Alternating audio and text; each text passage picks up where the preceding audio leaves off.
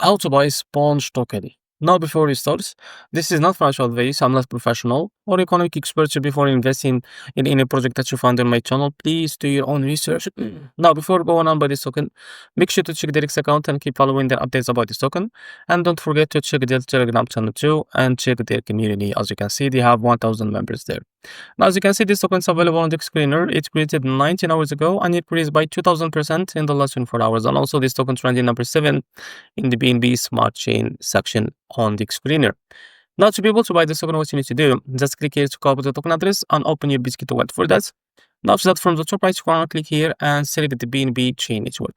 After that, click on this plus icon and paste token address in the search bar. Now, as you can see, this is our token. Now, click on this plus icon to add it to your wallet. Now, go back to your wallet and now keep searching until you find your token that you just added called Sponge. As you can see, this is it. Now, click on it. Now, after that, click on swap, switch from here, and from the top, you can select the token that you want to buy with, for example, USDT, and now you can type how much to buy, and this is how much you will be able to receive that token. After that, click here on swap, and you will be able to buy this token. So it's easy and simple.